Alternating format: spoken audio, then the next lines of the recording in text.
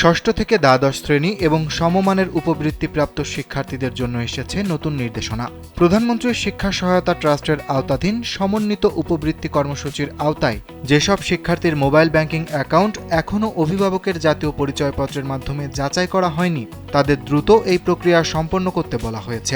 প্রধানমন্ত্রীর শিক্ষা সহায়তা ট্রাস্টের এক অফিস আদেশে দেশের সব উপজেলা ও থানা মাধ্যমিক শিক্ষা কর্মকর্তাদের এ বিষয়ে প্রয়োজনীয় ব্যবস্থা নিতে নির্দেশ দেওয়া হয়েছে।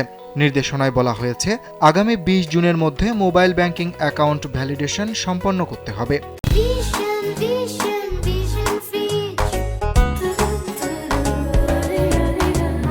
নির্ধারিত সময়ের মধ্যে এ কাজ শেষ না হলে সংশ্লিষ্ট শিক্ষার্থীর উপবৃত্তি বিতরণ কার্যক্রম স্থগিত হয়ে যেতে পারে।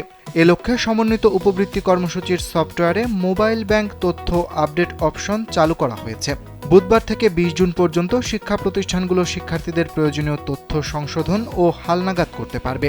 নির্দেশনা অনুযায়ী সফটওয়্যারে শিক্ষার্থীর অভিভাবকের যে পরিচয়পত্র নম্বর সংরক্ষিত রয়েছে সেই একই এনআইডি দিয়ে উপবৃত্তির জন্য ব্যবহৃত মোবাইল সিম নিবন্ধিত করতে হবে। পাশাপাশি ওই একই জাতীয় পরিচয়পত্র ব্যবহার করে বিকাশ, নগদ, রকেট, উপায়, এমক্যাশ সহ সংশ্লিষ্ট মোবাইল ব্যাংকিং অ্যাকাউন্টও খোলা থাকতে হবে। কর্তৃপক্ষ জানিয়েছে, ভ্যালিডেশন সংক্রান্ত বিস্তারিত নিয়মাবলী সংশ্লিষ্ট ওয়েবসাইটে প্রকাশ করা হয়েছে। তাই উপবৃত্তিপ্রাপ্ত শিক্ষার্থী ও তাদের অভিভাবকদের দ্রুত তথ্য যাচাই করে প্রয়োজনীয় সংশোধন সম্পন্ন করার আহ্বান জানানো হয়েছে, যাতে উপবৃত্তির অর্থপ্রাপ্তিতে কোনো ধরনের জটিলতা সৃষ্টি না হয়।